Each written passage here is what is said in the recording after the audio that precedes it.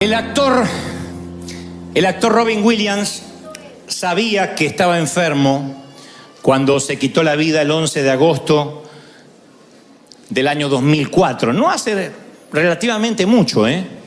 En el 2004, el 11 de agosto, se quitó la vida, se ahorcó con un cinturón en su mansión de Beverly Hills.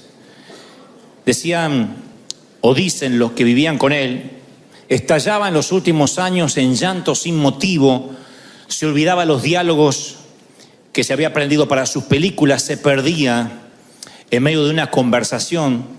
Su viuda dice, era un desconocido en sus últimos meses. Una de sus maquilladoras de toda la vida dijo, era horrible verlo que al final del rodaje se ponía a llorar y decía, estoy perdiendo la capacidad de hacer reír, que es lo único que sé. Y hace poco salió una biografía de la vida del artista que muestra al hombre detrás de los personajes, y él tenía un temor, una paranoia, que traía desde que era muy jovencito, temor a enfermarse. No era hipocondríaco, pero tenía temor a enfermarse. Y cuando se quita la vida, hacen una autopsia como corresponde, según la orden forense, y descubren que tenía una enfermedad neurodegenerativa, se llama la demencia con cuerpos de Lewy. Los cuerpos de Lewy es una de las terceras enfermedades de demencia en el mundo. Se le dice cuerpos de Lewy porque son unos cuerpos llanos que aparecen, son como estructuras proteicas que aparecen y se instalan en las neuronas, y entonces a partir de allí todo se empieza a degenerar en un efecto progresivo de degeneramiento del cerebro. Así que el actor de Buenos Días Vietnam, Patch Adams, una noche en el museo, un día se quitó la vida y decidió que era lo mejor, puesto que no quería que le tuvieran lástima. Cuando yo recordaba la historia de Robin Williams, porque he visto sus películas, me parecía un actor, y me parece un actor estupendo, un comediante extraordinario, yo pensé que la sensación del miedo viene de muchas maneras. Y esto es independiente si somos actores, o vivimos debajo de un puente como homeless, o literalmente no teníamos dónde dormir o pasar la noche, o tener una mansión. Es independiente, es indistinto del estrato económico, del estrato socioeconómico, el estrato espiritual, de donde vengamos, de qué cantera fuimos cortados. Todos en algún momento estuvimos ese miedo, ese temor a algo. Tal vez no a la muerte. Los que tenemos a Dios sabemos dónde vamos cuando nos toca partir a la eternidad, bajar al sepulcro, ¿no? Pero las personas, todas, indistintamente de donde provengamos, luchamos con algún temor, con un miedo a algo desconocido. Y yo llamé al temor una curva en el camino, porque es la curva, cuando uno va en la ruta, es el momento donde uno no puede ver lo que acecha a la vuelta de la esquina. Una sensación mínimo de inseguridad. Y en la vida, las curvas en el camino es cuando no sabemos qué viene. Ya sea que acabamos de casarnos o acabamos de divorciarnos. Ya sea que salimos del panteón o salimos de la nursery. Siempre hay un momento donde decimos lo que viene no me compete, no sé, no tengo el resto del plano. Y esa curva en el camino produce más que ansiedad, el temor. Si vamos a estar a la altura de las circunstancias. Si vamos a poder hacer frente a lo que viene. Y el temor es parte de la trama de la vida. Es imposible vivir sin miedo. El miedo no se lo puede ignorar, hay que enfrentarlo. Pero el miedo es parte de la vida. Y es un instinto básico de supervivencia. Hay un miedo que es saludable. Hay un miedo que no llega a ser tan poco miedo, sino precaución, pero que es primo hermano del miedo, que hace que uno mire a la derecha y a la izquierda antes de cruzar una calle. El miedo hace que uno se coloque el cinturón de seguridad cuando uno sube al automóvil. Es un miedo saludable, es un instinto de supervivencia, que uno trate de atajarse así cuando ve que alguien va a arrojar una piedra, o cuando hay una explosión, que uno intente tratar de protegerse. Pero hay otro miedo que es una fobia, que no resiste análisis, que no resiste el sentido común. Existe un tipo de miedo que es la fobia, que uno no lo puede explicar, y yo no subestimo al que tiene fobia, Cuando digo no lo subestimo, no digo es un espíritu. Yo no puedo decir el que tiene una fobia le agarró un demonio, porque me consta que las fobias comienzan con una pequeña puertecita y después se transforman en un monstruo que navega en las profundidades de nuestro alma y no se ve. Nada más que el que lo siente lo sufre. Porque una fobia es cuando el temor y la razón no están en contacto. Tienes miedo y no hay razón para tener miedo.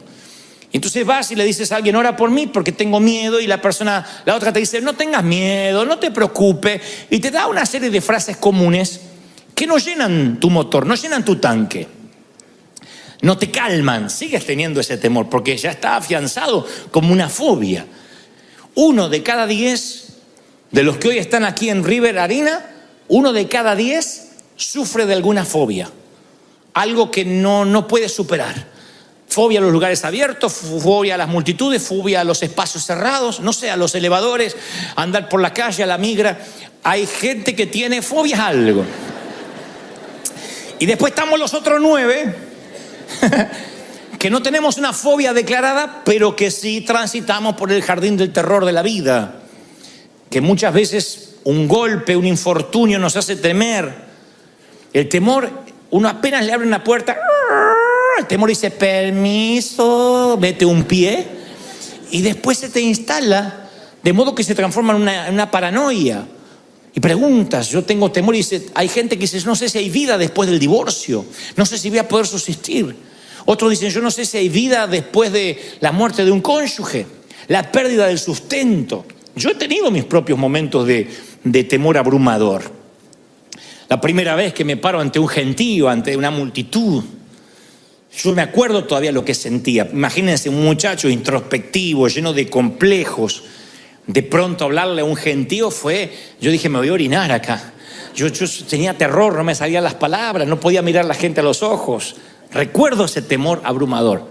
Recuerdo el temor abrumador de salir al hospital con un niño, uno de nuestros niños lleno de sangre, que estaba mirando por una ventana en un altillo, de pronto tropieza, no sabemos con qué, se abrió la cabeza, lleno de sangre, y envolverlo en toallas, subir a un taxi y correr al hospital. Cuando dentro del miedo los protagonistas son nuestros hijos, es peor que miedo, es terror. Estuve ahí cuando lo tenían que coser sin anestesia porque no había tiempo, y yo me acuerdo estar ahí y decir, Señor, que no pase nada, que no pase nada. Yo sé que hay papis aquí que han vivido situaciones así, mirar a su hijo jugar al fútbol, a lo que sea, y de pronto ve que alguien lo golpea, cae y se queda inmóvil unos segundos. Son esos segundos que literalmente se te corta el aire a ti, porque piensas que tu vida podría cambiar tal como la conoces en un instante. Y esos temores a veces no te dejan vivir. Cuando la curva del camino llega a tu vida, esas curvas llegan en momentos donde uno tiene que dejar a los chiquititos en el kinder. Recuerda cuando fuiste a llevar a tus hijitos al kinder la primera vez y la maestra te dijo, déjelo, va a llorar un poquito, pero después déjelo. Y tu hija está ahogándose de... Tú quieres agarrar a tu hija y decir, me la llevo de acá, maldito, pero no puedes, tienes que dejarla ir. Y después vienen otras curvas del camino, cuando viene un condenado a llevarse a tu hija, uno de 25 años, 26, y dice que ama a tu princesa. Ese día va a llegar también para mí, algún incircunciso ha de llegar. Pero yo ya lo tengo resuelto, ya tendrá sus 48 años y que haga su vida. Que crezca. Hija, ya tienes casi 50, creo que puedes cuidarte sola. Curvas del camino, en que uno dice, no sé qué va a ocurrir del otro lado, pero el temor alguien lo definió como un pequeño chorro de duda, unas goteras de duda que fluyen a través de la mente y luego producen un canal tan grande que todos los pensamientos se escurren por ahí, todos los filtras a través del temor. Y esos temores crecen día a día hasta que nos encontramos paralizados, incapaces de hacer cosas para Dios, incapaces de creerle al Señor, porque el temor te va envolviendo. Dicen los psicólogos que hay 6 tipos de miedos, independientemente de los que no son fóbicos inclusive, pero hay 6 miedos que todos los seres humanos luchamos en algún momento: pobreza, crítica, pérdida del amor, que te amen o dejes de amar, enfermedad, vejez y muerte. Y cuando esas 6 cosas pasan por la vida, porque son estaciones donde sí o sí tenemos que atravesar, uno se llena de temor, son curvas del camino. Y el Señor me mostraba una historia de temor notable y de cómo el temor puede cambiarte y arruinarte la vida y robarte lo que Dios ya te dio. Hay gente que yo estoy seguro que por el temor se está perdiendo bendiciones, Se está perdiendo amor, se está perdiendo a su pareja, se está perdiendo empresas, se está perdiendo ministerios. Y no es que Dios no se lo quiera dar, el temor no les permite ver, les impide ver lo que Dios tiene. Hay una curva en el camino que no les deja ver y los llena de ansiedad y no avanza. Y las Escrituras hablan justamente cuando la delegación de espías, en el éxodo de Israel, la delegación de espías fueron a espiar, valga la redundancia, a Canaán.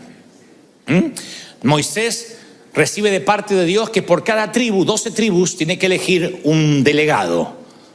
Y esas 12 tribus eligen cada uno un delegado, 12 delegados, 12 espías, van a ver qué hay en la tierra prometida. Ya estaban allí. Así que se reúnen en una asamblea en Cades Barnea y dicen, bueno, vamos a decidir qué es lo que hay, vamos a hacer un reconocimiento. Dios nunca les envió a los espías para consultarles si conquistaban o no. Dios nunca les dijo, miren, ahora son mi board. Si ustedes después por mayoría votan que no, no lo hacemos. Probamos otra tierra prometida. No, aquí van a una experiencia de reconocimiento, nada más. Era un equipo de avanzada para la conquista. Dios dijo, esta es la tierra que ya les entregué. Noten el verbo, nunca dijo que les voy a entregar, vamos a ver si se las puedo dar. Ya les entregué, ese es el hogar final, luego de generaciones de esclavitud en Egipto. Estamos hablando del suelo patrio de Abraham, el sitio donde iban a plantar la bandera finalmente, el suelo patrio de sus sueños.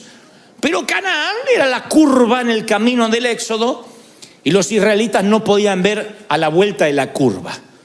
Así que envían 12 espías después de la asamblea y 10 de ellos, la historia la conocen todos, 10 de ellos vienen con un reporte negativo. 2, Josué y Caleb, que la Biblia describe que tenían otro espíritu, otra atmósfera, otra manera de pensar. Dicen que sí se podía porque Dios ya se los había dado, dijo los vamos a comer como a pan, pero eso eran Josué y Caleb. Los otros 10 dijeron no, nos vimos a nosotros como langostas. Hay unos gigantes espantosos del otro lado, están armados hasta los dientes. Cuando vayamos nos van a liquidar. Y este informe negativo produjo una infección de temor que duró 40 años. No una semana, no un mes. Les costó años de penas y tragedias. Dios nunca había establecido ese espíritu de temor que trajo de vuelta al comité de recomendación. Era un espíritu de temor que se enquistó en el pueblo. 10 tipos infectaron una nación por 4 décadas mínimo. 10 tipos. Yo digo, qué increíble que 10 puedan infectar toda una nación. Les metió temor, les infundió un espíritu de miedo. Ahí es cuando el Señor me decía ayer, quiero que le digas a mis hijos que el temor ignora mis planes. El temor ignora el plan de Dios. Dios te puede dar un plan, Dios te puede dar un proyecto y tú dices, sí, Dios me lo dio. El temor va a hacer que te olvides del plan, si permites que el temor tome control. Aun cuando Dios te dio la palabra, el temor va a tomar el control, se va a poner al timón y va a poner a la palabra de Dios en el asiento trasero. Hay mucha gente acá que a mí me consta que tiene capacidad, que Dios está dispuesto a darle recursos, a conectarlos de manera divina con gente que no conoces, que vienen a ti a abrirte las puertas. Todo está listo para que el efecto dominó se produzca y el temor se para la puerta como el matón del barrio y te dice, acá no pasas. Es lo que le pasó a Israel, no pudo atravesar esa última línea. Dice la palabra en Deuteronomio 1:19, y salidos de Horeb anduvimos por aquel grande y terrible desierto, por el camino del monte del Amorreo, y llegamos hasta Cades Barnea. Entonces os dije, habéis llegado al monte del Amorreo, el cual Jehová nuestro Dios nos da. Dios ya te dio. No termina este año sin que te convenza de que Dios ya te bendijo. Dios ya te dio. ¿Lo crees? Mira, Jehová tu Dios te ha entregado la tierra. Sube. Si Dios te dice te la entregué, sube y toma posesión, cabezón. Te la entregué. Sube. Pero uno va creciendo, se va volviendo más adulto y por dentro gente más pequeña. Y el Señor dice, aquí está la tierra, tómala. Me pasaron tantas cosas y no podían cruzar la línea final. Yo sé que hay gente aquí esta tarde que muchas cosas de la vida le han pasado terribles situaciones, infortunios, y no está pudiendo cruzar la línea final en algo. El Señor me mostraba gente que estaba ahí, Estira la mano y ya tiene las uvas. Hace un paso y ya está en la tierra que fluye leche y miel. Pero hay gente que no puede cruzar la última línea. Yo conozco amigos míos que se arrepintieron en el altar antes de casarse. Y yo le decía, ¿pero amás a la chica? Sí, es la mujer de mi vida. ¿Y? No, el casamiento me dio una cosa. Y salió corriendo en la línea. Conozco otros que se prepararon en los seminarios, estudiaron. Y un día arde la zarza y Dios le dice, ve, esto es tu comisión, tu asignación divina. Y en la última línea se quedaron.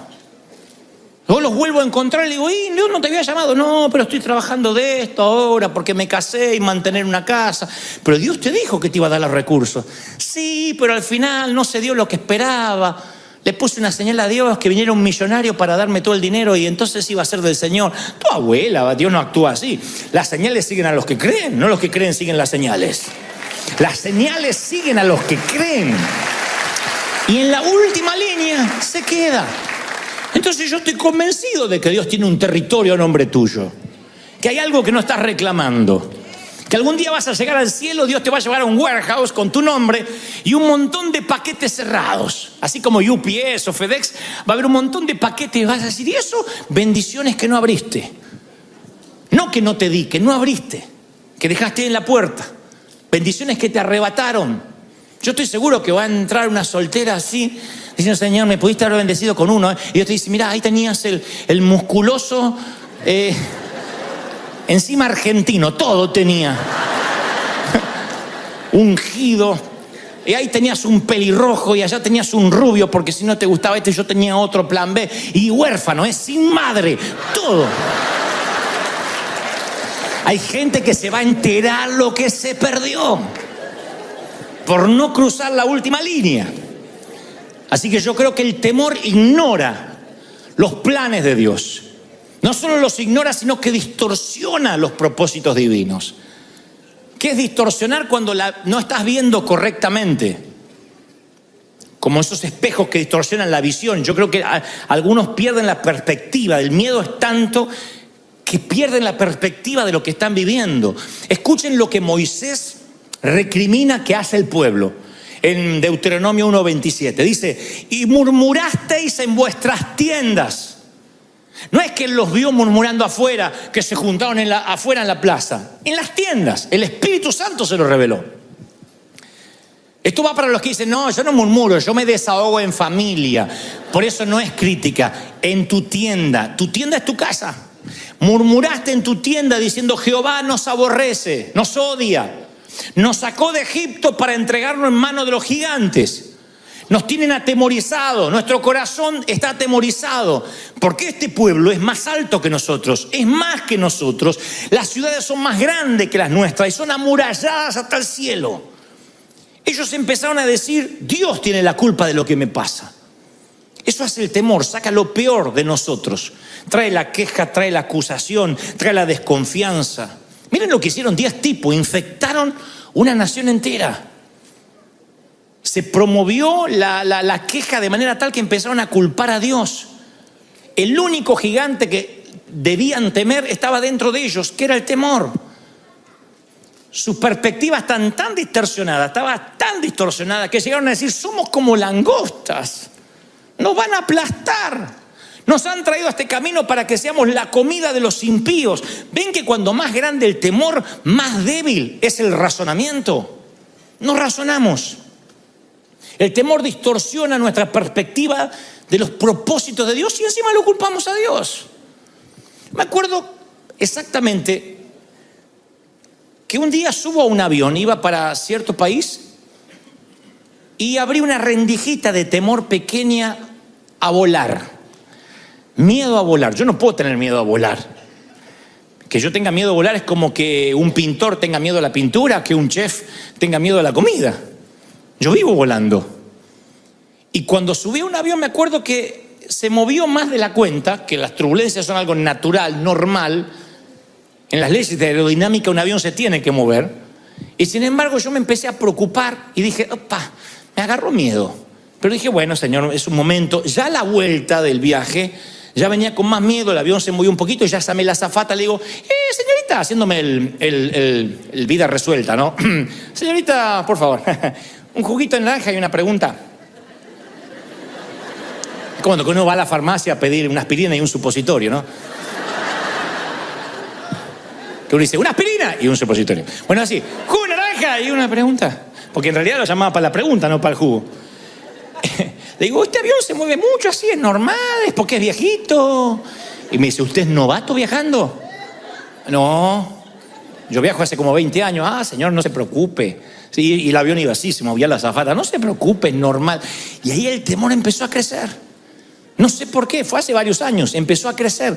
Hasta el punto que me paralicé. Y no es que le tenía miedo a la muerte. Dije, en el avión no me quiero morir, prefiero morirme en una cama. En el accidente terrestre es más fácil, es más rápido. Vino el chinito de frente, ¡ah! Muy ya está. Pero el avión vas cayendo. Y me agarró un temor. Tuve que hablar con un piloto. Conocíamos una amiga que tenía un hijo piloto y tuve que decirle, mira, quiero que me mostró videos de cómo las alas resisten, que le paran un tractor arriba, que cómo prueban a los aviones. Me dice, no te preocupes. Le digo, ¿qué pasa? Y le empecé a preguntar cosas. Tuve que hablar con un piloto porque no me podía sacar el temor. Pero esto no es el tema. El tema es que yo empecé a culpar a Dios, igual que ellos. Yo empecé a rechazar invitaciones, empecé a no ir a ningún lado diciendo, Dios me metió este temor para que yo no viaje. Él es sabio. Y a veces, ¿qué me culpas a mí? Miedoso, yo no te metí ningún temor. Empecé a rechazar invitaciones, empecé a no querer ir a ninguna parte. Me llené de miedo. El enemigo dijo, si a este le pongo un temor de volar, no va a producir ningún impacto en ninguna parte.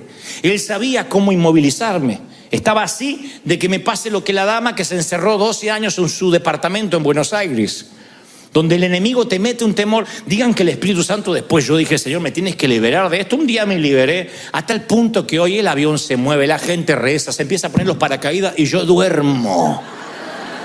De verdad, yo duermo y veo que la señora se pone el paracaídas, no se va a tirar.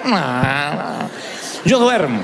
Me dio una paz el Señor, pero recuerdo cómo el enemigo se quiso meter.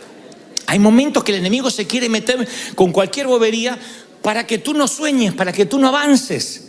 Tal vez lo tuyo no sea miedo a volar, pero sea miedo a emprender un negocio, miedo a casarte, miedo a tener hijos, miedo a cambiarte de país, miedo a renunciar, miedo a dejar las redes. ¿Cuánta gente hay que se queda con lo peor?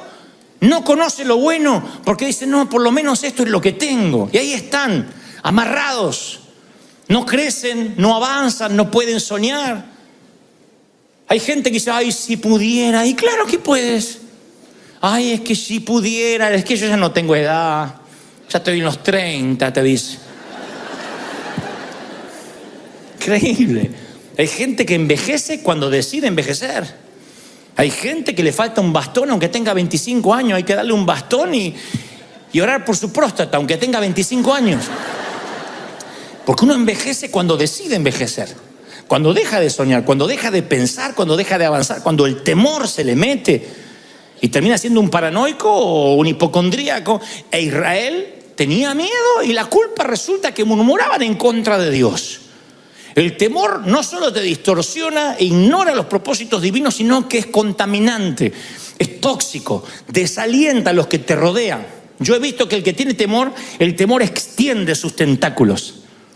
El que tiene temor hace que toda la familia tenga temor. El desaliento, el temor siempre es contagioso, es un principio devastador.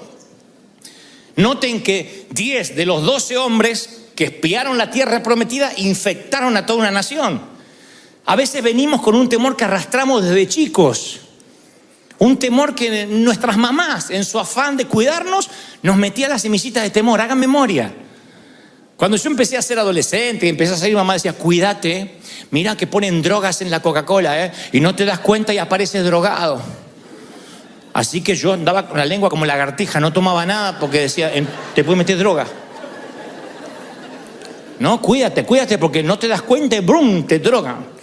Y después, mamá, después me tomo un taxi. No, porque los taxistas están arreglados con una clínica y te desmayan y te sacan los órganos. Hay gente que se despertó en una bañera con hielo sin riñones. Así que yo subí agarrándome los riñones y digo, lléveme hasta te agarra miedo. Y ese miedo empieza a crecer a donde tú dices, no puedo andar. Yo conozco gente de acá, que vive en Estados Unidos, pero que son de México, de Colombia, de El Salvador, de Guatemala, de Argentina, que dicen, no, mi país es muy peligroso, ya no puedo volver. Cuando yo voy de visita, yo no sé, tengo que andar con seguridad. Y sí, están bravos los países, pero yo les cuento una experiencia que conté en el primer servicio. Fui a Argentina esta semana, entre otras cosas fui a ver a mi papá. Entonces un amigo me dice, no andes tomándote taxi, que te cobran una fortuna. Yo te pongo un chofer que trabaja para mí. Le digo, no, ese es un tipo que no habla, te va a llevar con una camioneta para todas partes. Le digo, mira que tengo que ir a varios lugares, tengo algunas entrevistas. Sí, él te lleva. Yo lo que no tenía es ganas de bajar del avión de 14 horas de vuelo y ponerme a hablar con alguien. Entonces me dice, no, él es mudo, ciego y sordo, como Shakira. Y así maneja. Y llega el tipo, un grandote, así, un monstruo, él sentado. Bueno. Y entonces empezamos a andar. Le digo, vamos a Billinghurst, a mi barrio natal. Digo, ¿conoce? Sí, por supuesto. Entonces me lleva a Billinghurst, que es el barrio no ha cambiado, las paredes están peor que antes, esos barrios que están detenidos en el tiempo, ¿no?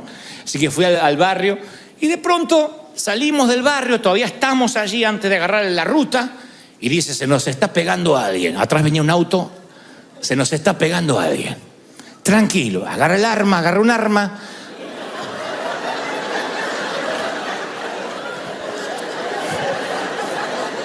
Ah, sí, porque yo no nací en Buckingham, de ahí vengo. Entonces agarré el arma y dice, tranquilo, flaco, tranquilo.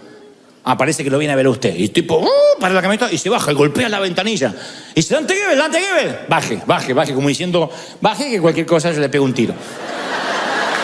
Al otro, no a mí. Entonces, y había un muchacho que estaba todo con su ropa así de mecánico, no sé qué, me dice, Dante, te vi acá en el barrio, por eso empecé a seguir tu auto. No te acordás de mí, no estás el negro, soy el negro, decía. Y no me pude acordar. No, pero yo me acuerdo, yo creo que él o soñó que era mi amigo o Dios me hizo olvidar del negro. Yo soy el negro, ¿no te acordás? No me acuerdo, ¿cómo que no? Yo estaba de novio con la Marisa, ¿te acordás? La Marisa, la que está el negro. Y como me insistía tanto que habíamos compartido la cuna, entonces, ¿qué se hace en esos casos? Negro.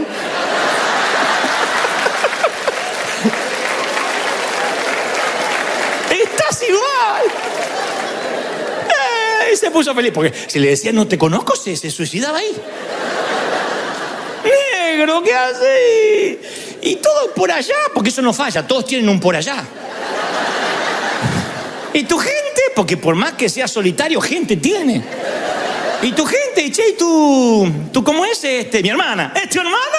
Entonces me completaba la frase y así mantuvimos una charla. Yo digo, cualquier cosa, está armado el otro y lo mata al negro. Subo, y claro, estaba armado porque el chofer era un comisario de la policía.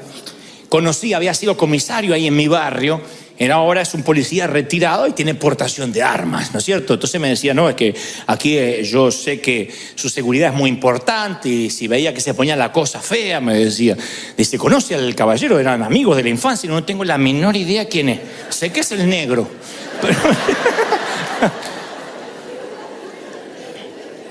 Pero yo pensaba, fíjense cómo la mente te puede llegar a crear una historia. Si este muchacho no era de seguridad y no paraba, claro, empezábamos a correr diciendo, tuvimos una persecución, alguien nos quería matar. ¿Cómo el temor podía infiltrarse? A lo mejor con una bobería, con algo que era cotidiano. Y me pasó esta semana y yo decía, es increíble que muchos venimos de esos lugares donde nos acostumbramos al peligro, a que te podían pasar cosas. En mi país a mí me asaltaron 3 veces, me robaron las zapatillas, el cinto, eran cosas que podían pasarte. Hoy en día nosotros, el solo pensar que nuestros hijos podrían estar ante el más mínimo peligro, a veces nos transformamos en guardiacárceles. No les dejamos ser libres y lo contaminamos a nuestro hijo. Como mamá me decía, Te van a poner drogas, te van a enfermar, te van a quitar los órganos. A veces uno sin querer arrastra en los patrones genéticos esos miedos y hay que cortar, porque el temor saludable es aquel que hace que tengas cuidado. El temor saludable te coloca el cinturón de seguridad. La fobia hace que no subas al auto. El temor saludable hace que mires la calle antes de cruzar. La fobia hace que no salgas a la calle. El temor saludable es que tomes tus recaudos antes de emprender un negocio, veas con quién te vas a asociar, de dónde vas a sacar los recursos. La fobia hace que digas, me quedo de empleado porque es lo seguro. La fobia no te deja avanzar, no te deja pensar. Y se infecta, se transmite, es algo desalentador. 40 años arruinados por 10 hombres que tenían miedo. Cuando ellos regresaron trajeron a un gigante mucho más terrible de los que habían visto, el gigante del temor, que acechó todo el campamento y devoró la fe y el valor de una nación. El temor es transferible, no te olvides de eso. Siempre decimos nosotros que nadie, como dice el apóstol, con ligereza imponga manos. Claro, no es que el que te toca ya te pasó el temor, pero a veces uno está tan abierto, tan sensible, uno es como tierra mojada, entra la semilla y entra el palo también. Y cuando uno es una tierra mojada que dice, pastor, ore por mí, ese hombre, si a veces es pastor o no es pastor, ora por ti y muchas veces te va a transferir sus temores, sus cosas. Ojalá que te transfiera fe, que te transfiera valor, pero a veces hay cosas negativas. Me acuerdo que estábamos por hacer nuestro primer estadio en el año 96. En el año 91 Dios nos da una palabra y me dice, pastor de los jóvenes te dirán. Llenarás los estadios, en una noche Dios te hará conocido, traeré la gente del norte, del sur, del este y del oeste, yo los soplaré, no te preocupes, ni por la gente, ni por los recursos, porque yo soy el que te levanto, muchacho. Yo tenía 23, 24 años, un pibito, chamaco. Y Dios nos da una palabra de fe, y en fe vamos al estadio, rentamos el estadio en fe, pagando una pequeña parte, una seña, diciendo que el resto lo vamos a pagar después que se termine el evento. Tuvimos favor con el presidente del club. El presidente del estadio B, le llamaba Gámez, me dice, ok, ahí está el estadio, pueden hacerlo. Pero unas semanas antes yo voy a predicar en una pequeña iglesia de provincia, donde hay un pastor que todavía recuerdo, no le diré quién es, por una cuestión de no herir susceptibilidades. Le digo, pastor, ¿no orás por mí porque voy a hacer un estadio? Y él me dice, pero no te conoce nadie. ¿Y los recursos? No tengo nada, pero Dios me dijo. Bueno, me impone las manos y ora. Y dice, Padre, yo te pido que lo bendigas. Si tú lo has mandado, está bien. Si no es tu voluntad, está bien también, Señor, que se dé cuenta que tú no lo mandaste. Pero si tú lo enviaste, Padre, esas oraciones que no se comprometen demasiado, ¿viste? Si te sanás, gloria a Dios. Y si te morís, porque Dios quería que te muriera. Esas oraciones que no se comprometen. Cuando termina de orar, me dice, estás loco. Yo oré, pero estás loco, flaco. Esto es un suicidio. ¿Quién te va a ir a ver? No te conoce nadie. No, yo ni loco. Claro, era el pastor de una iglesia más o menos pequeña, con un montón de temores, y ahí me di cuenta, sin querer, que me lo había traspasado los miedos. Me fui a dormir con un miedo, me levanté con un terror, que dije, vamos a suspender todo, suspendamos, esto no es de Dios. Me olvidé de las palabras proféticas, me olvidé de lo que Dios me dijo, de todo. Un terror de que no iba a poder pagar, que iba a terminar preso, soñaba de que salía al estadio y no había nadie. Y había un compañerito del colegio que decía, ¡ja, ja! Y se reía de mí. Soñé que salía, ¡ay! Me había olvidado de vestirme. Mire, el temor abrió una puerta y todos los pensamientos se filtraron por ahí. Volvimos a orar con el equipo de profetas, unas hermanas que oraban, y dice la hermana, el Señor me muestra que un espíritu de temor se metió en ti. ¿Te hiciste orar por alguien? Sí, un pastor. Dice, bueno, te transfirió el espíritu de temor. Te transfirió el espíritu de miedo. Y hay que cortar ahora. Fíjense lo importante. Que una vez se va por la vida. ¿Puedes creerlo? No, yo lo viví. Y yo sentía que no podía avanzar. Y dije, lo vamos a cortar. Porque te hicieron una oración hechicera. Y yo digo, ¿qué es una oración hechicera? Dice, cuando alguien sin querer te maldice, te ata, te cierra. Esa gente que va a tu casamiento y dice, bueno, que la pasen bien, ¿eh? Estos van a durar lo mismo que un gas. Y se va. Tú sientes la vibra. Vieron que hay gente que es así. Los creyentes solemos ser así. Te estás casando y yo te digo, espera, no te metan los cuernos, vamos a esperar. Me compré un auto, espero que no te mates con toda tu familia adentro. Son así los creyentes escriben en las redes. Decimos, estamos bendiciendo, espero que esto dure, espero que esto sea de Dios, espero que no sean puras emociones.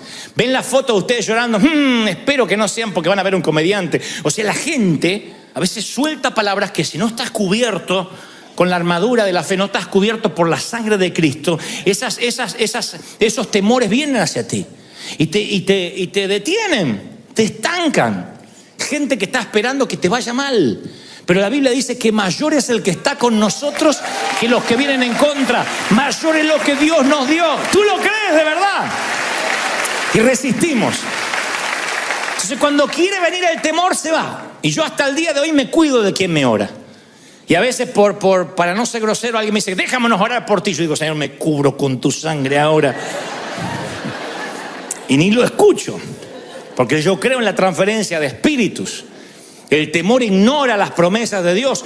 Entonces os dije, Deuteronomio 1:29, no teman, no tengan miedo, Jehová va delante de ustedes, Él pelea por ustedes, conforme lo hizo antes, lo hará ahora. Él está delante, Él está detrás, Él estuvo en la columna de nube y en la columna de fuego, volverá a estar. ¿Tú lo crees?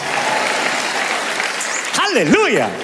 La Biblia nos dice que Él los había llevado, literalmente dice, yo los llevé como un padre a sus hijos, como trae el hombre a su hijo por todo el desierto. Dios los trató como infantes al pueblo de Israel. Los alimentó, los sostuvo, los mimó, los apapachó.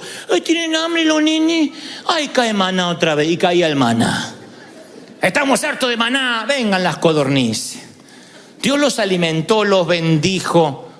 Ahora tenían que pasar el examen. A veces vamos por los desiertos y los desiertos en la vida es para que creemos lazos con nuestro Padre. En los desiertos aprendes a hablar con Él, en los desiertos ganas intimidad. Y Dios quería que lo amaran por lo que Él es, no por lo que les daba. Así que el desierto fue una etapa donde era el tiempo en que ellos tenían que sacarse a Egipto de dentro. Salieron de Egipto en cuestión de horas, pero Egipto de dentro les tardó 40 años y a algunos no se les fue. De hecho, murieron ahí en el desierto. La esclavitud es tan fuerte en algunos, el miedo es tan fuerte que a veces tarda años en que empieces a confiar en las promesas de Dios. Y Dios le dice a Israel, así como yo estuve, yo voy a estar, yo no cambio. Le estaba diciendo, no mires lo que los faros delanteros de tu automóvil te muestran, que son los gigantes. Te doy permiso para que mires por el espejo retrovisor y veas cómo yo estuve, como nunca te he fallado. Como estuve en el pasado, tú tienes que mirar hacia atrás y Dios dice, y tienes que decir, si Dios nos trajo hasta aquí, nos va a llevar hasta el futuro. Pero sus ojos estaban congelados por lo que veían adelante y parecía que los gigantes aplastaban todo lo que Dios había hecho. Por eso yo te pregunto esta tarde, ¿de verdad que no hizo nada Dios en tu pasado? De modo que puedas decir cómo estuvo, va a seguir estando. ¿De verdad que todos tenemos la memoria tan frágil que podemos decir, a mí Dios nunca me libró de nada? ¿Cuántos están aquí y dicen, Dios me sacó de situaciones que pensé que no iba a salir? ¿Tienes ¿Tienes una historia para contar? ¿Sí? Que dice, Dios me sacó, Dios me libró. Contesto en el servicio anterior y no quiero pasar por alto. Yo me forjé como un hombre de fe de muy jovencito, pero no porque era un gran hombre de oración, de estar en las montañas con Dios, porque no teníamos recursos, era fe o fe. No teníamos una iglesia para recurrir, empresarios, amigos, no teníamos nada. Entonces era fe. Nunca tuve un presupuesto en mi vida, porque ¿qué va a tener presupuesto si no tenía plata? Me decían, tienes que hacer un presupuesto. Cuando venga para pagar, Dios dará para pagar. Pero no teníamos entradas, salidas, nada. Llego a Estados Unidos y aquí me dicen, los anglos, para los cuales nosotros dependíamos, me dicen, aquí hay un presupuesto. No te puedes mover de este presupuesto. El presupuesto no alcanzaba ni para pagar los boletines que tienen en las manos. Y yo digo, ¿cómo vamos a predicar? ¿Cómo vamos a hacer tal cosa? No sé, el presupuesto. Aquí se maneja por planillas Excel. Lo que está dentro del presupuesto puede gastar. Sí, pero necesitamos más músicos. No está en el presupuesto. Entonces durante meses yo empecé a ajustarme el presupuesto. ¿Cuánto hay? ¿Cuánto puedo gastar? Y había poquito y yo decía, Señor, ¿qué pasó? Es como que Dios no pudo pasar la migra, como no lo dejaron venir para acá. Que Dios quedó de México para allá, Estados Unidos, Dios acá no operaba. Y un día el Señor me dice, yo soy el mismo Dios de ayer. Quiero que mires por el espejo retrovisor, que dejes de mirar los gigantes y mires de dónde te traje, cómo te formé, qué pasó en tu desierto. ¿Quién te sustentó? ¿Quién te mantuvo? ¿Cómo fue tu éxodo? Ahora te encontraste una curva en el camino y te morís de miedo. Entonces llamo a Argentina a un amigo que tengo allá y le digo, búscame en un lugar que habíamos dejado un depósito, cajas, mis periódicos, las revistas donde yo haya salido. Y este habrá pensado, le agarró el espíritu de megalomanía, que querrá verse a sí mismo.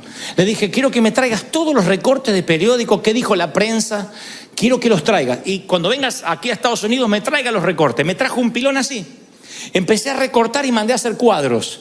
Dice el pastor de los jóvenes anoche llenó el estadio, no se sabe dónde saca el dinero, pero ahí está. Todo. Toda nuestra oficina hay cuadros memoriales de lo que Dios hizo. El que va y no conoce mi corazón piensa, mirá, este se está mandando la parte de quién fue o qué hizo, pero es para mí. Cada vez que alguien me viene a decir, no hay plata, no tenemos, no hay, el Señor me dice, vuelve a mirar lo que yo hice. Como estuve contigo, yo voy a estar en tu futuro, voy a estar en tu presente, voy a seguir estando contigo. ¿Tú lo crees de verdad? Así que si yo fuera tú, pegaría versículos bíblicos en la alacena, en la nevera. Versículos que te sostuvieron, pégatelos. Aunque tengas seminario bíblico, aunque seas doctor en divinidades, pégate versículos. Donde pase más tiempo junto al inodoro. Ahí. Para que te recuerden cómo Dios te sostuvo. Recuérdate, si hay una radiografía o un diagnóstico médico que el médico te dijo, mire, me sorprende que usted no tiene nada, no lo tires, vuélvelo a sacar y dile, este mismo Dios lo volverá a hacer otra vez. Dios te va a respaldar, tú lo estás creciendo, te va a bendecir el Señor. Va a abrir puertas, sendas donde no la hay, caminos que parecía que estaban cerrados, porque el temor es un pecado. El temer es un pecado. Dios le dice, no quisiste subir, fuiste rebelde al mandato que yo te di. El temor es lisa y llanamente desobediencia. Cuando la palabra dice no temáis, es en el orden imperativo, es una orden, no temáis. ¿Cuántas veces Dios te tiene que decir no temas? El tener temor es vivir en pecado. Para Israel significó una generación perdida, sentenciados a vivir sin reposo, nómades de vagar sin hogar por el desierto. Hasta que el último murió, no entraron al hogar. Y yo sé que hay personas aquí que Dios les ha preparado regalos valiosos, increíbles. Tienen ahí están a punto de tomarlo y sin embargo el Señor dice, te vas a vagabundear por el desierto o por el cementerio de los sueños rotos. Porque ¿qué pasa si tomo la decisión equivocada? ¿Qué pasa si no es el compañero para mí? ¿Qué pasa si me voy de misionero y extraño? ¿Qué pasa? Y los que se niegan a obedecer a Dios se condenan a vagabundear en el desierto de los sueños que nunca pudieron ser.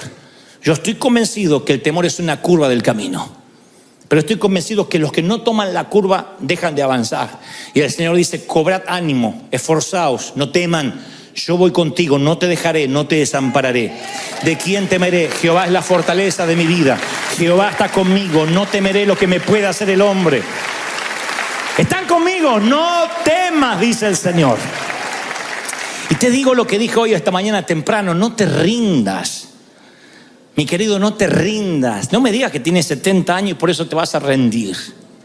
No te rindas aunque tengas 80, si tienes 20, 14, no bajes los brazos. Todavía no sonó la campana, nadie arrojó la toalla. Y si te caes en el cuadrilátero, bueno, te vuelves a levantar.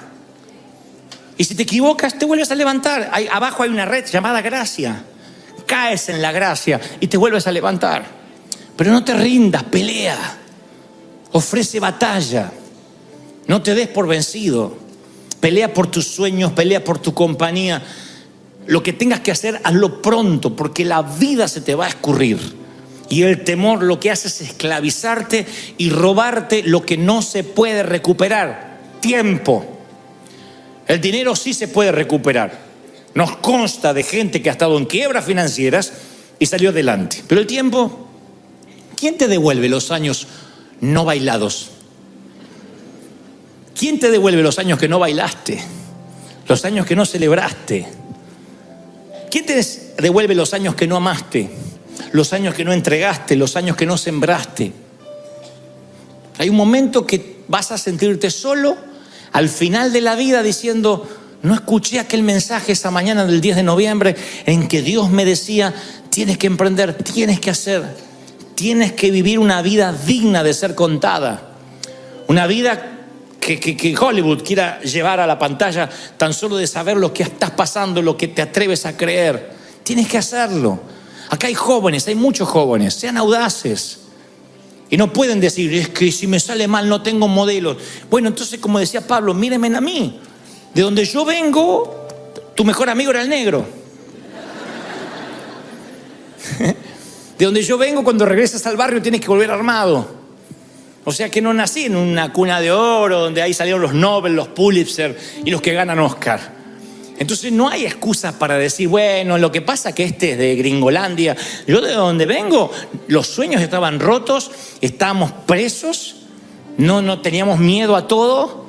Pero yo un día dije: voy a comprar mi libertad, tengo que pelear la vida, tengo que creerle a Dios. Y le creí a Dios, y salían los pastores a decir: no eres de Dios, eres una moda, vas a pasar, eres un muchachito, vas a avergonzar el evangelio. Ya hace 30 años de eso.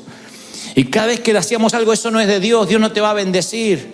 Te fuiste de Argentina, cobarde, porque allá seguramente vas a fracasar. Todas las palabras negativas, todo ese temor que a veces imparten, esas transferencias de espíritus negativos venían, y aprendí a tener cuero de rinoceronte, a tener piel de foca, para que todo resbale y conservar el corazón tierno.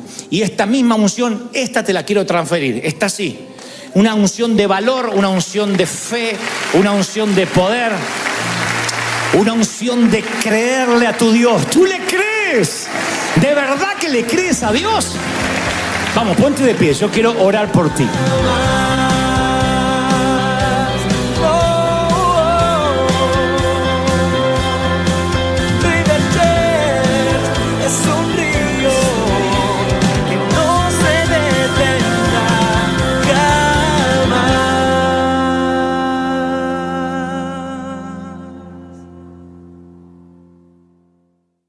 La Biblia habla en el libro que lleva su nombre que la palabra del Señor vino a Jonás y le dijo: ve a la ciudad de Nínive, proclama contra ella, porque su maldad ha llegado hasta mi presencia. Y Jonás se fue, pero en dirección a Tarsis, para huir del Señor. Bajó a Jope, encontró un barco que zarpaba rumbo a Tarsis, pagó su boleto y se embarcó con los que iban a esa ciudad, huyendo así del Señor. Para empezar, porque no todo el mundo tiene que saber, Jonás era contemporáneo de Oseas y de Amós, y todos vivían en el mismo tiempo en Israel, un tiempo donde Israel estaba en rebelión contra Dios. Y había una ciudad, Nínive, el enemigo orgánico odiado de Israel. Nínive era la capital de Asiria. Los asirios eran conocidos por su maldad para con sus rehenes, su maldad para su gente conquistada. Porque cuando conquistaban a cualquier ciudad, a cualquier imperio, los asirios violaban a sus mujeres, torturaban a sus hijos, los desmembraban. Los libros históricos cuentan que los asirios eran tan crueles que escribían en los muros con la sangre de sus víctimas. Así que cuando Dios le dice a Jonás: yo quiero que vayas y pregones contra Nínive, eso estaba bien para Jonás. Él tenía algo personal, como todo israelita, contra los asirios. Pero le dice: quiero que pregones que si se arrepienten yo los voy a perdonar. Está hablando de los mismos que decapitaban a sus enemigos, que infringían dolor, temidos y odiados, y Dios en su gracia les va a dar una segunda oportunidad. Diles que se tienen que arrepentir. Jonás, si tú predicas bien el mensaje y lo haces de manera correcta, Todos los ninivitas se van a arrepentir y yo voy a traer un avivamiento a la ciudad. Eso no sonó bien para Jonás, así que el profeta ahora tiene dos problemas. Número uno, a mi humilde entender, si Jonás predica y Nínive se arrepiente, los asirios se arrepienten, él va a sentir que traiciona a su pueblo israelita. Porque está dándole una oportunidad a estos desgraciados que tendrían que morir, a estos condenados. Él sentirá que va a ayudar a preservar con vida al temible enemigo de Israel. Si no se arrepienten, si ni siquiera reciben su mensaje, su vida corre peligro. Porque los ninivitas descuartizan a los profetas, especialmente si traen un mensaje de condenación y además si son israelitas.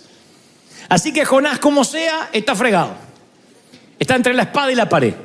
Vaya o no vaya, él siente que está en un conflicto de intereses. No quiere predicar. No quiere que se arrepientan ni tampoco quiere que no se arrepientan. Así que hace lo que no debió hacer nunca. Una tercera opción. Escapa. No acepta lo que Dios le dice. Se rebela. Encuentra un barco hacia Tarsis, paga su boleto y se sube a bordo. Ahora, este es el primer principio. Permíteme dibujarte un mapa mental. Nínive estaba literalmente a 900 kilómetros al este de Israel. 900 kilómetros al este está Nínive. Él está aquí, Nínive está a 900 kilómetros al este. Tarsis es una ciudad de Europa, España, está a 4.000 kilómetros al oeste. O sea que realmente este tipo está escapando. 900 kilómetros está la voluntad de Dios, al este. 4.000 para el otro lado no está la voluntad de Dios.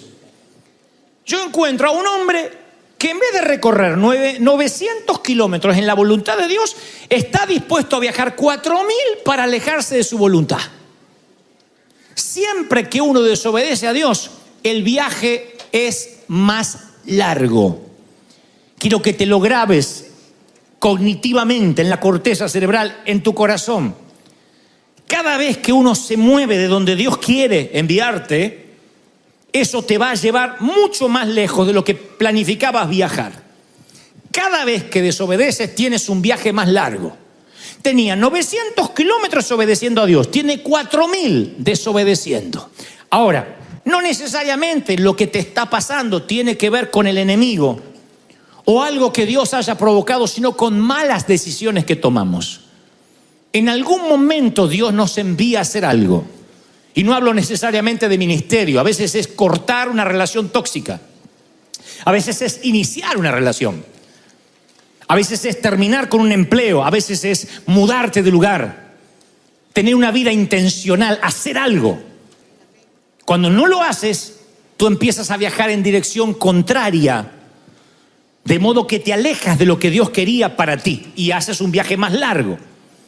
Y muchos ni siquiera, no es que no están en Nínive, 900 kilómetros para acá, ni siquiera se quedaron en Israel, mínimo. Se fueron 4.000 kilómetros para el otro lado tomando una decisión a su manera. Y a mi manera puede ser una linda canción de Polanca interpretado por Frank Sinatra, pero no sirve para vivir. My way. Uno no puede tomar su propio camino, su propia manera cuando estás en las manos de Dios. Y ese kilometraje, ese millaje adicional es lo que Dios nos quiere ahorrar. Yo entendí, y lo entendí de la peor manera, que los 40 años de desierto no siempre son obligatorios para todo mundo. Yo me crié en una iglesia donde me decían el proceso del desierto no se puede evitar. Si quieres la tierra prometida, pasarás por el desierto. Pero yo veo a un Dios que pudo haber llevado a Israel en meses a Canaán, a Cades Barnea. Sin embargo, dieron vuelta en círculos por 40 años, no porque Dios quiso por deporte. Él no jugaba con los seres humanos como si fuesen marionetas. Ellos decidieron dar vueltas debido a su incredulidad. Y el Señor me muestra a través de las Escrituras que no tienes que pasar ciertos desiertos. Hay gente acá atravesando aguas muy turbulentas. El Espíritu Santo me mostraba gente triste, familias tristes por decisiones que han tomado y están atravesando un viaje a Tarsis que yo no los mandé. Cuando no obedeces a Dios, automáticamente desobedeces. No hay términos medios. La Biblia no tiene términos medios, ni siquiera hay lugares vacíos. O estás lleno de Dios o estás lleno del diablo. O obedeces a Dios o estás en desobediencia. No hay tal cosa como neutralidad. Tú no puedes mantenerte neutral. Tú no puedes estar en la mitad de algo. Tú no puedes obedecer a Dios por aproximación. Bueno, Él me manda a Nínive, pero puedo ir a una ciudad cercana a Nínive. No. Desobedeces, tanto te vayas para allá o a Tarsis. Cuando Dios te da una dirección y te pierdes, el camino es más largo y uno se enfada. Siempre el camino es el más largo cuando desobedeces a Dios. Pero hay otro principio más que el Señor me mostraba, que el regreso también será largo. El regreso no será fácil, porque cuando tú en algún momento decidas darte cuenta que estás mal, que tomaste una decisión fuera de la voluntad de Dios, hay 4.000 kilómetros entre tú y el punto de partida. Ni hablar de donde Dios te quería al comienzo, que de donde el punto de partida todavía hay 900 kilómetros más hasta Nínive. En otras palabras, el viaje de regreso también es largo. Hay gente que se aleja de Dios por años, hace las cosas mal y pretende que Dios lo arregle con un I'm sorry, Padre, I'm sorry. Quiere un de repente. Un de repente es la llenura del Espíritu Santo. Pero cuando tú haces las cosas mal por años, el regreso te va a costar. No hay manera de obviar eso, no hay manera de saltarse el hacer las cosas mal.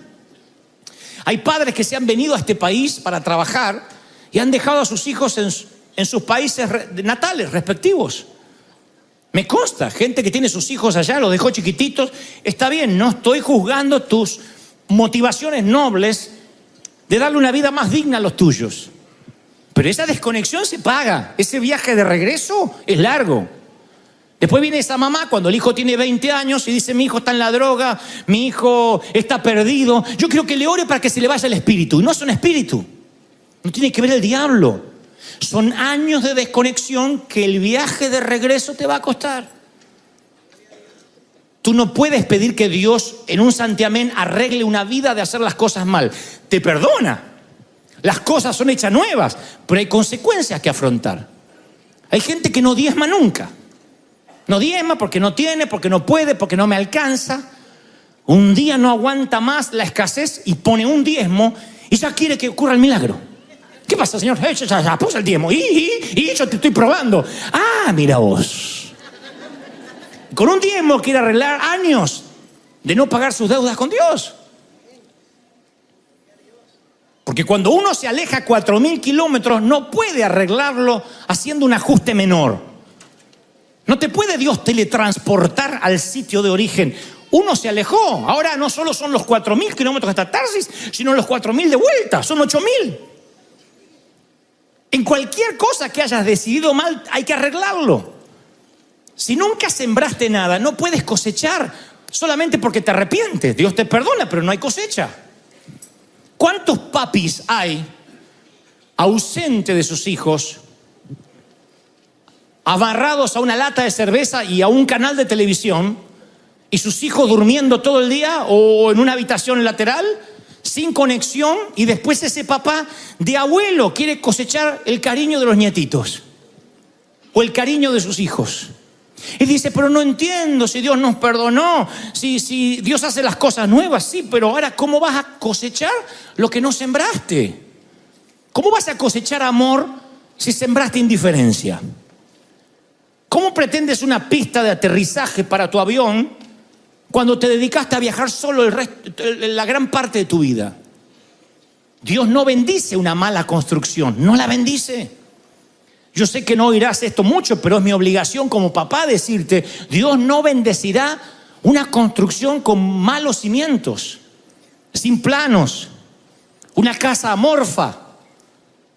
Tú no puedes construir algo a medias y pedir que Dios lo bendiga. Quiero, pastor, que bendiga esto, algo. Dios no bendice una mala construcción, no. Es imposible que yo me agrade vivir de una manera marginal y espere que Dios haga ¡pac! Y me traiga de Tarsis de vuelta. Ya no hablo de Nínive, Mínimo en Jope, donde partí. Entonces hay gente que no diezma, que no paga sus impuestos, que yo sé que no pasa acá, pasa en el primer servicio, pero después se los vamos a mostrar a ellos esto.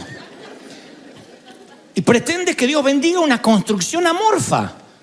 Gente que hace las cosas mal, que se mete a hacer cosas que Dios no le mandó y dicen, yo quiero que me lo bendiga, póngame la mano. No. Dios no puede bendecir aquello que no tenga que ver con su carácter, con lo que está escrito. Pero no es lo importante que si te vas te alejas y que el regreso también cuesta, sino que si tú vas a Tarsis, tú pagas los gastos. La palabra dice, encontró un barco que zarpaba a Tarsis, pagó su boleto y se embarcó a los que iban a esa ciudad. Hay una lección por el pago de Jonás de su propio boleto. Cuando tú huyes de la voluntad de Dios, tú corres con los gastos. Ni amén, me dice, me miro, no sigo diciendo, ¿qué pasó? No, es que cuando uno se aleja, uno paga los gastos. Tú desafías a Dios, tú pagas el transporte. Si tú vas a Nínive, Dios te paga el boleto, ya tienes el boleto pago, lo retiras de ventanilla. Pero Tarsis, tú corres con los gastos. Si vas para el otro lado donde Dios te mandó, tú corres con los gastos. Yo titulé este mensaje, tú pagas el boleto a Tarsis. Tú pagas el boleto a Tarsis. Si algo te está costando más de lo que pensabas pagar, está durando más de lo que pensabas quedarte y te ha llevado más lejos de lo que pensabas ir, es muy probable que estés yendo para Tarsis, que estés en una relación disfuncional, que estés emprendiendo algo que Dios no te mandó, que estés en una iglesia muerta sin presencia de Dios y ahí estás porque tienes miedo de dejar, porque tienes parientes, porque tienes amigos, no sé. Pero cada día que vas rumbo a Tarsis, un día más que te alejas y el boleto lo pagas tú. Dios habría costeado su voluntad. Lo que trato de decir es que cuando algo en un hijo de Dios se mantiene de manera crónica, tienes que levantar los ojos, abrir los ojos y parar las antenas. No puede haber algo crónico. Te lo voy a poner así. Tú puedes pasar por una temporada de enfermedad. ¿Quién no? Pero si sale una enfermedad y te enfermas de otra cosa, y te enfermas de otra cosa, y te enfermas de otra cosa, y llevas años, tienes que darte cuenta de que estás pagando un costo, un boleto, que no deberías estar pagando. Tú no puedes estar endeudado con la clínica, con el hospital, con los copay, con los pagos. Es que me salgo de la fiebre de este, me agarra la fiebre del otro, tengo que ir al otro, y ya no sabes cómo pagar el hospital. Te puede pasar una vez, 2, 3, 4, es un patrón. Uno puede cometer el error de que se endulza con la tarjeta de crédito y en una fiesta, en un cumpleaños dice, meto la tarjeta y después Dios dirá. Yo sé que acá no lo hacen porque son muy espirituales y conscientes, pero en otros países la gente lo hace.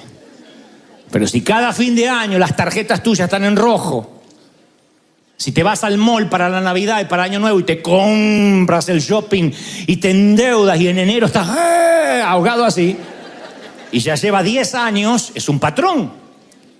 Tú estás pagando un costo. Muchos están corriendo con los gastos emocionales, psicológicos, espirituales e incluso físicos de haber ido a Tarsis. Es un costo que tú no tendrías que estar pagando. Cuando algo se repite, es un costo que estás pagando. Hay gente que repite los patrones en la pareja. Se casa con alguien disfuncional, se llevan mal. Cada uno saca la peor versión del otro, se separa con un dolor porque ese camino de vuelta, ¡ay, es terrible! Y vuelve a agarrarse otro peor. ¡Ay, es Satanás! ¡No! ¡No estás viendo bien! El diablo ni se enteró que te volviste a casar, es tu culpa.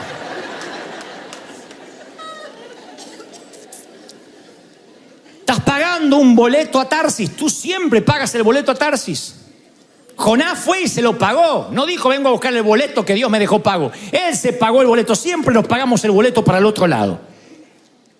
Y se sube y se va a una ciudad de España, lejos, 4.000 kilómetros al otro lado. Técnicamente 4.900 kilómetros para el otro lado donde Dios lo estaba mandando. Fíjate que quería realmente escapar. Ahora, yo sigo leyendo las Escrituras y veo otro detalle que no lo había visto antes. ¿Por qué Dios no impidió que Jonás se subiera en el barco en Jope? ¿Por qué le embarcó en Jope para Tarsis? ¿Por qué Dios no lo impidió? Y de allí Surge esa teología irresponsable de aquellos que creen que Dios es un Dios reaccionario a lo que uno hace. Por ejemplo, bueno, yo voy a ir para allá. Si Dios no quiere, que me frene. Yo ya le pedí al Señor, si esto no es de Dios, que se suspenda la boda, que se caiga algo sobre el novio y se muera ahí. ¿Por qué Dios tiene que andar con psicología inversa? ¿Cuánto uno puede criar a un hijo que dice, mami, voy a poner los dedos en el enchufe, si esto no es tuyo, parame? ¿Cuánto? Cruzo la acera sin mirar, si esto es peligroso, parame. No se puede tener un hijo así, porque uno es un bombero apagando incendios. Y creemos que Dios trabaja en el 911, apagando nuestros incendios. Yo he escuchado gente decir, yo emprendo cualquier cosa que Dios me pare. Si no tengo que hacer este viaje, que suspendan el vuelo. Si viajas en Avianca, se suspende todos los días y nunca sabes si Dios te está hablando. ¿Cómo si esto no es de Dios, que Dios me pare? Dios no lo frenó, se tomó, compró el boleto, se subió, se puso los auriculares, el tipo, y se fue. Pero cuando te vas a Tarsis, Dios no te va a frenar cuando embarcas, te va a encontrar en medio de la nada. Te va a encontrar en medio del océano, pero en algún lugar va a salir a tu encuentro. Tú dices, si esto no fuera de Dios, ¿por qué me permitió avanzar? Porque primero, no eres un robot. Segundo, porque tienes libre albedrío. Tercero, no eres un ángel. Cuarto, tú puedes hacer lo que quieras. Dios no tiene que andar reaccionando a lo que tú haces, parándote, deteniéndote. Si esto no es tuyo, Señor, que no puedas salir de aquí, del trancón. No. Si esto es tuyo, que el trancón se aligere. No podemos manejar a Dios como si fuera Aladín, como frotar una lámpara y nos da los deseos. Tú haces con tu vida lo mismo que yo con la mía, lo que decidamos hacer, y eso trae consecuencias, positivas o negativas. Tu carácter se basa a partir de las decisiones. Las decisiones forman el carácter. Entonces yo no te voy a andar vigilando qué tú vas a hacer, ni Dios te va a andar parando y vigilando. Es una decisión que tú tomas. Pagas el boleto a Tarsis, te subes al barco y en el medio de la nada te vas a encontrar con el Señor. Y lanzó Dios sobre el mar un fuerte viento y se desencadenó una tormenta tan violenta que el barco parecía que se iba a hacer pedazos. Miren qué literal, qué explícito que es el autor. No dice más o menos una tormenta de verano. No, parecía una cáscara de nuez el barco. Mi querido, ¿y si esas circunstancias adversas que estás atravesando no tienen que ver con el enemigo, no tienen que ver con Dios, sino que tienen que ver porque vas a contrapelo, vas al revés, a contramano de donde Dios te mandó? Hay gente que hace meses tomó una mala decisión, otros hace años, y a través de los años van a contramano luchando contra el viento del Espíritu de Dios. Yo entiendo que puede haber una tormenta tropical sobre tu vida, pero cuando la tormenta no para, y son años, años y años, ¿no estás cansado de estar endeudado? No me digan amén, pero con esa carita estamos de acuerdo. ¿No estás cansado? ¿No quisieras tener, no ser rico, tener para ganar en vez de tener para pagar? ¿No quisieras tener dinero para decir, me voy a comprar algo lindo, un calzón dorado para sorprenderlo a él, qué sé yo, en vez de tener que coser el mismo? ¿No estás cansada de depender de medicamentos y dejar esto? Hay gente que tiene una farmacia en la nevera, pero no porque está pasando una condición médica, sino una, dos, tres, sale de esa un mes de estar bien y otra vez. Entonces, ¿qué? ¿Naciste para sufrir? ¿Estás en pecado? No necesariamente. A veces llevas años y años viajando para Tarsis, luchando contra los vientos. Y ojalá eso te afectara solo a ti, porque ojalá esto fuera un problema personal entre Dios y Jonás. La tormenta asustó tanto a los marineros que empezaron a arrojar el cargamento al mar para aligerar el barco. Era un barco de carga, no era un crucero de placer. La gente que trabajaba de eso estaba perdiendo su salario.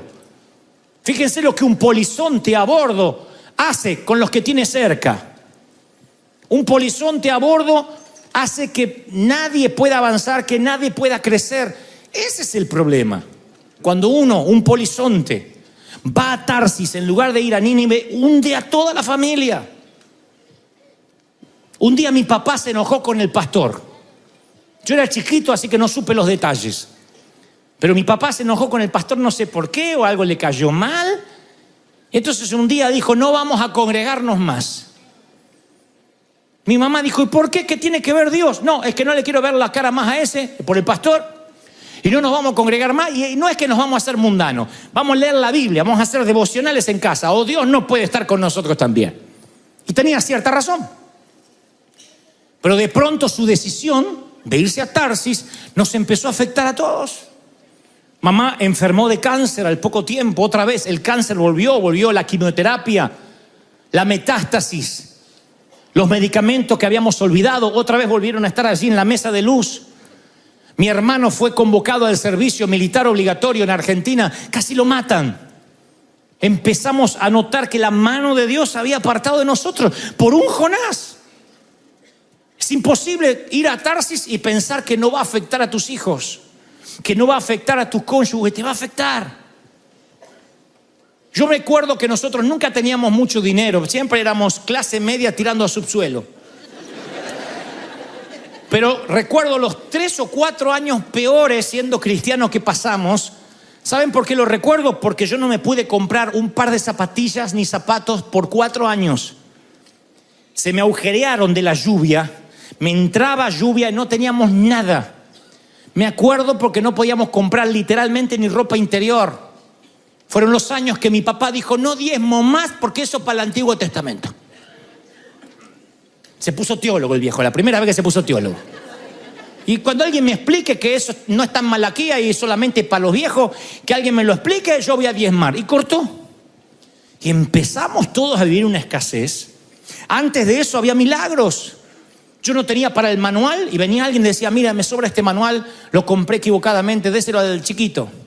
No tenía para zapatos y alguien justo dejaba unos zapatos casi nuevos. Pero yo recuerdo como si fuera, lo podría contar hasta con un calendario. Desde el día que papá dejó de diezmar hasta el día que volvió a diezmar de vuelta, yo recuerdo esos años de escasez. Entonces mi papá no podía decir, es mi decisión. Nos afectaba a todos, el barco se nos hundía. Mi mamá un día lo agarró al viejo y le dijo, ahora vas a empezar a diezmar. Aparte el dinero lo manejo yo, porque en mis tiempos el dinero lo manejaba la vieja. Migraciones era la vieja, papá ni veía el sobre. Y dijo, por hacerte caso a ti, ahora estamos como estamos, yo voy a diezmar. No, es que yo no siento, me importa un cuerno lo que usted sienta. Yo voy a diezmar, dijo la vieja. Y se le plantó el viejo, porque al viejo había que plantarse. Mirá cómo gritan las plantadoras. Se le plantó así. Está bien, dijo el hijo, está bien. Mi viejo gritaba, pero cuando veía que delante estaba el muro de Trump, hasta ahí llegaba. Y la vieja empezó a diezmar. Hubiera o no hubiera.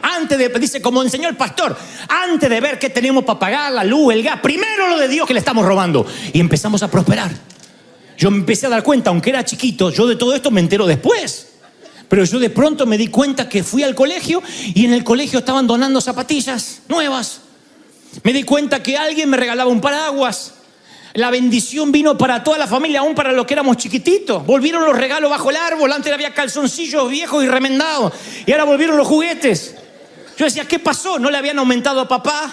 ¿No habíamos cobrado aguinaldo? Lo que había pasado es que estábamos de regreso donde Dios nos quería, a la obediencia. Alguien tiene que decir amén, ¿lo crees? Y cuando hay un polizonte a bordo, se hunden todos. Y le dice el capitán, ¿cómo que duerme, Jonás? No deberías estar orando. Clama a tu Dios, quizás se fije en nosotros y no muramos. ¡Qué vergüenza! Que un marinero inconverso le diga a un cristiano lo que tiene que hacer. Que no te pase eso, Que no te digan, yo que tú voy a la iglesia. Y Jonás dormía. ¿Cómo puede dormir? Dice que el barco, yo cuando leí que Jonás dormía, voy de vuelta a versículos anteriores y dice, y el barco se hacía a pedazos. ¿Han visto un poco las tormentas de estos días acá en California? Que es imposible no sentir la lluvia. Imagínate en un barco Y el tipo dormido. ¿Saben qué? El apartarte de la voluntad de Dios es un somnífero. Te noquea. Yo a veces veo gente anestesiada al dolor. Le digo, vamos a cambiar, tienes que rebelarte a estar mal. No, yo nací para sufrir. Otra Navidad con tristeza en mi corazón. Es la Llorona, le encanta ser la Llorona. Va por la... Le digo, puede ser. Anestesiada. Hay matrimonios anestesiados. ¿Saben que mi abuela, con uno de los abuelos, porque se acuerdan que mi abuela...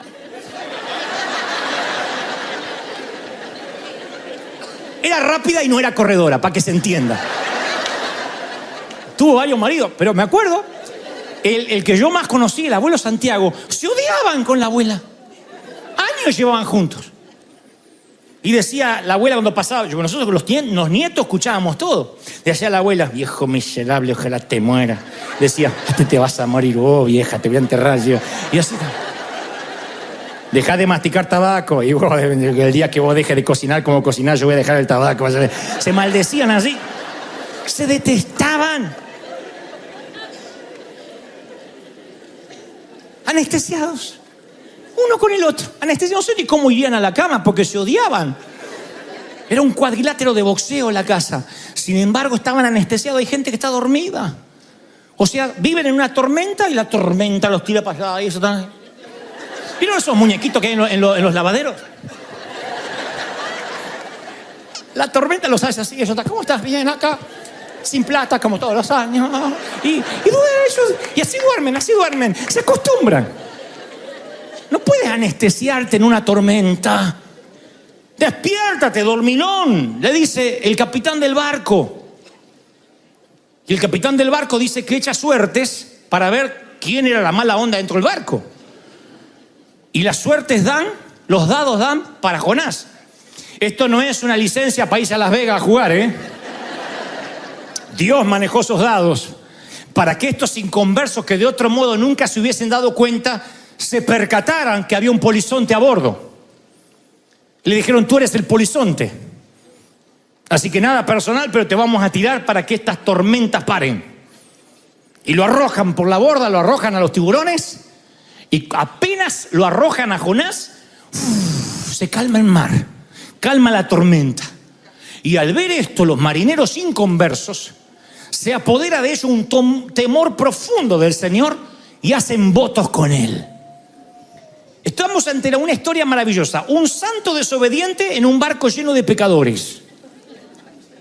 No eran creyentes porque apenas se desató la tormenta, cada uno buscó a su Dios. Pero Jonás predicó aún en desobediencia. Todos los marineros se encontraron con Dios cuando vieron que tirándolo por la borda se calmó el mar. Dijeron, este es el Dios verdadero, entonces vamos a adorar. El tipo predicó desobedeciendo. Nunca supo que se convirtieron porque él estaba dando brazadas en el mar, mientras que los otros hacían votos con Dios. Pero esto me lleva a un principio. Jamás digas, si yo estuviera fuera de la voluntad de Dios, Dios no me estaría usando. Si Dios estuviera enojado conmigo, no estaría usándome para ministrar. Acá veo a Jonás, que Dios lo está usando para que se conviertan todos, y el tipo está equivocado. Porque hay gente que piensa, bueno, si estuviera mal con Dios, tal vez yo no estaría sirviendo como le estoy sirviendo. Empezamos a evaluar el promedio. Bueno, ya sé que yo tenía que haber ido a Nínive y me fui para el otro lado, pero mira cómo le sirvo como ujier. Dios usa ujieres, pastores, burras. Burras, pastores, ujieres, cambia el orden. Pero Dios usa a quien tiene que usar. Su palabra no vuelve vacía. Pero no te confundas que porque Dios te use, resulta que ahora estás en la perfecta voluntad de Dios. No, Dios puede usarte y sin embargo tú no sales nunca de la quiebra. Dios puede usarte y tu matrimonio es un desastre. Eso es lo que le pasa a Jonás. Y Jonás, cuando cae en el mar lleno, infestado de tiburones, Dios dispuso un pez obediente, un enorme pez que tragara a Jonás para que Jonás pasara 3 días y 3 noches en el vientre. Noten que Dios no creó un pez, Dios lo dispuso. No hizo un pez especial para Jonás. Dispuso significa ordenó. O sea que aquí tenemos un profeta desobediente y un pez obediente. El animal obedece más que él. Le dijo Dios al pez, eso es lo que te vas a comer. Y dispuso el pez, y el pez obedeció a Dios. El mar obedeció a Dios, la tormenta obedeció a Dios, el pez obedeció a Dios. Si Dios dispuso un pez, significa que Dios puede disponer una quiebra para traerte de regreso a casa. De allí que decimos, no, pero Dios no ocasionó la quiebra, no, la dispuso. Dios no creó al pez, lo dispuso. Dios dispuso el divorcio para enseñarte. Dispuso una temporada en el hospital, en cuidados intensivos, en el panteón. Dispuso de esa eventualidad para traerte de regreso. Tal vez no tenga que ver el enemigo, sino que el pez ha sido dispuesto por Dios. Sigo leyendo, dice, y entonces Jonás oró, el condenado recién ora. Oró en el vientre del pez. Voy para atrás y no encuentro a Jonás orando en Jope. Ni siquiera para decir, Señor, no voy a ir. No encuentro a Jonás que ora cuando paga el boleto. No ora cuando la tormenta llegó, ora cuando el pez se lo tragó. Hay gente que no va a orar hasta que alguien se lo trague. Al que está a la derecha y a la izquierda, dile, Dios te está hablando, Jonás. Dios te está hablando, Jonás. Hay gente que hasta que no está engullido no ora. Hasta que no está en un sitio tan estrecho que lo único que le quede es orar, no ora. Y Dios sabe eso. Hay gente que es orador de pez, buscador de pez. Dale un Moby Dick y el tipo ora, si no, no te ora nunca. Entonces ahí en el vientre del pez dice, miren qué oración magnífica. Miren todo lo que el tipo admite que no admitió antes. En mi angustia clamé al Señor, desde las entrañas del sepulcro pedí auxilio. Me arrojaste a los mares, las corrientes me envolvían, tus olas y tus ondas pasaban sobre mí. Fui expulsado de tu presencia, las aguas me llegaban hasta el cuello, lo profundo del océano me envolvía, el ariarés y las algas se enredaban en la cabeza, arrastrándome, me tragó la tierra. Y entonces, esto está genial, me acordé del Señor.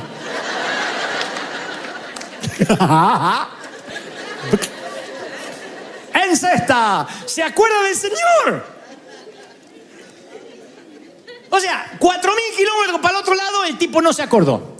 La tormenta de su vida, el tipo no se acordó. Lo traga un pez y dice, ay, entre la mucosa, entre las algas y entre los jugos intestinales del pez, se acordó del Señor.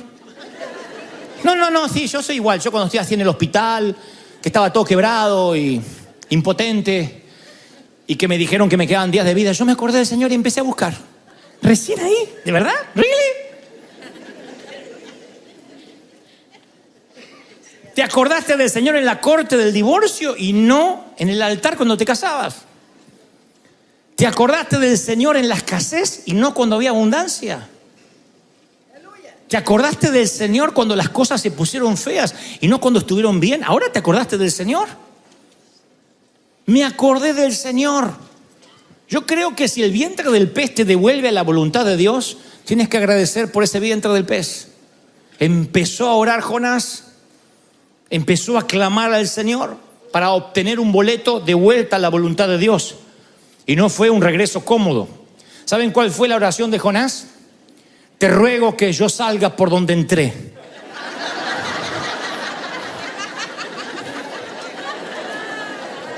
¿Alguno no entendió? Lo explican después en casa. Cuando el pez comienza con arcada, dice, aleluya, gloria a Dios. Envuelvo en vómito no es lo mismo que envuelto en otra cosa por atrás.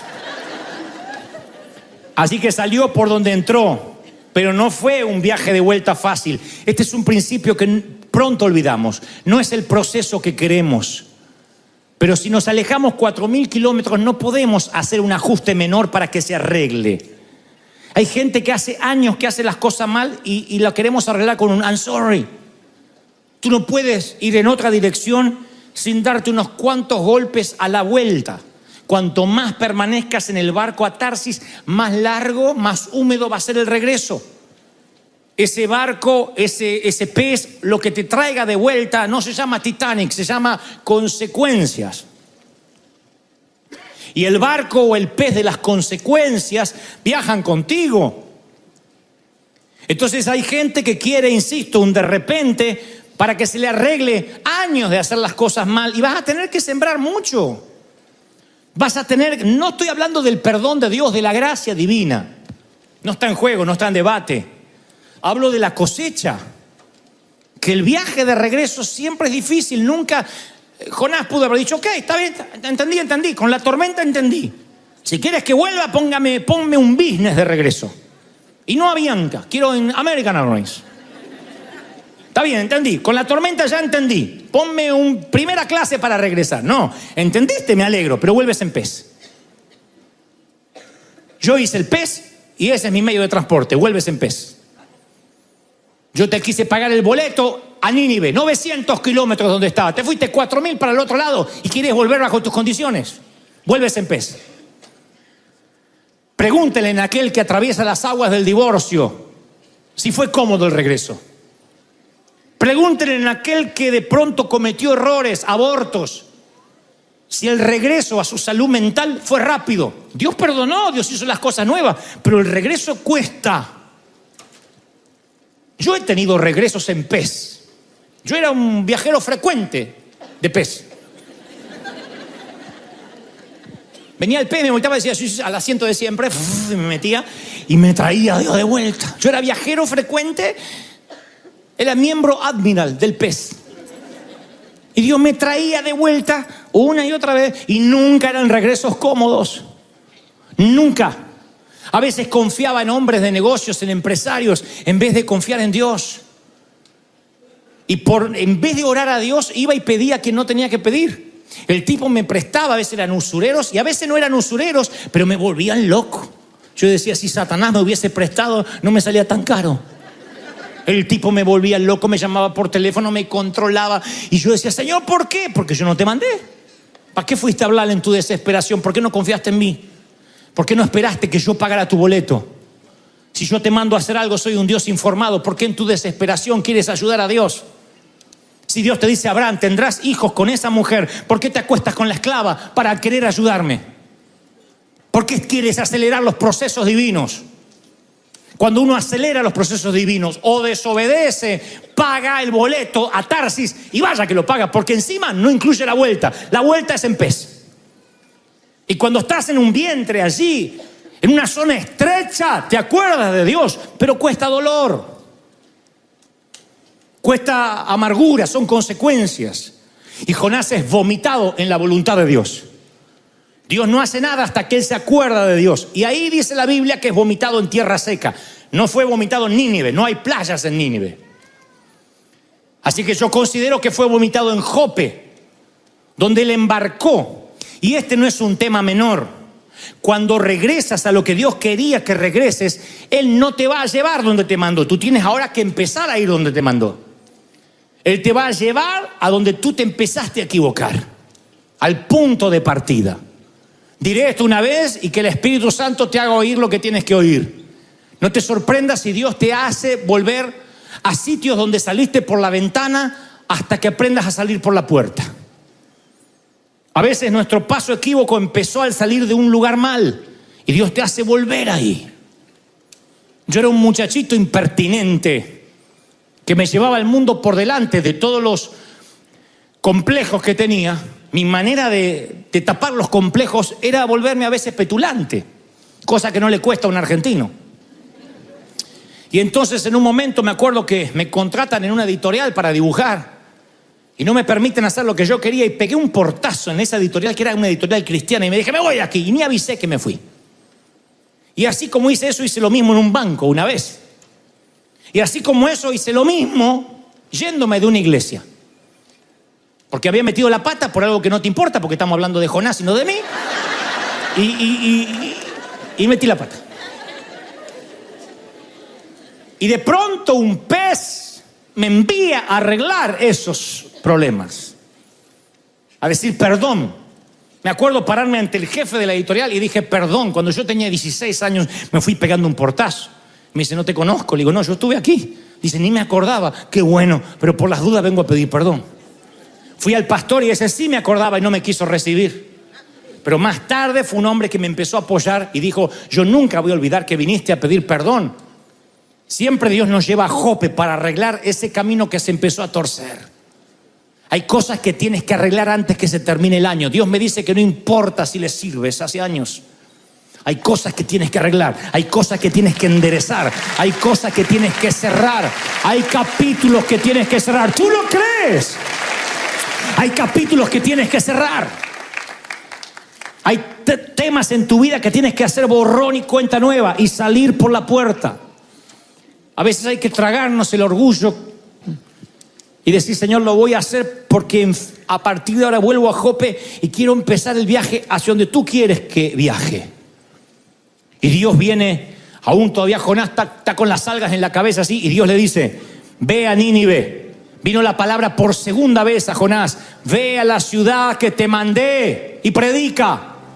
Dios no cambió. Es el mismo mensaje antes del pez. Y sigue siendo el mismo mensaje después del pez. Si Dios no va a cambiar, mejor que nos convenga hacerlo la primera vez. No veo que Dios cambió el mensaje. Sí, lo pensé mejor, Jonás. Tu actitud me hizo reflexionar. Ve y predica. Y vino por segunda vez la palabra. No esperes el segundo sí. Aférrate al primer sí. El segundo sí siempre va a haber dolor en el medio. Te lo digo con conocimiento de causa. Aprende a obedecer a Dios al primer mandato. El segundo sí siempre va a doler más. Y Dios va a mantenerse. Dios mantuvo la profecía. Me encanta que Dios mantuvo la profecía. Dios tiene más gracia que la iglesia. La iglesia mete la pata a disciplina. Pero Dios conserva la profecía sobre él. Ve y predica. Yo te reincorporo como profeta. ¡Aleluya! Alguien tiene que decir amén. Aquí está Dios enrolándolo, incorporándolo como profeta. ¿Y saben qué le encarga Dios a Jonás? El mayor avivamiento que tuvo la raza humana. No es Pensacola, no es la calle Azusa, no es Reinhard Bonnke en África. Este es el mayor avivamiento. Dice la palabra que desde el rey hasta el corral de las ovejas, todo mundo se arrepintió en Nínive. Los asirios malvados, enemigos orgánicos de Israel, se arrepintieron. Y el rey dijo que todo el mundo se vista de cilicio, se arrepienta. Y todo Nínive se arrepintió. Un avivamiento se generó en Nínive a causa de un profeta desobediente. A mí me alienta esto, porque Dios reincorpora a los que fallan, incluso a los ministros caídos. Cuidado con alguna vez decir, aquel cayó, aquel pecó, aquel me enteré que se divorció. Cuidado, porque Dios reincorpora a estos ministros y a veces hasta le entrega avivamientos.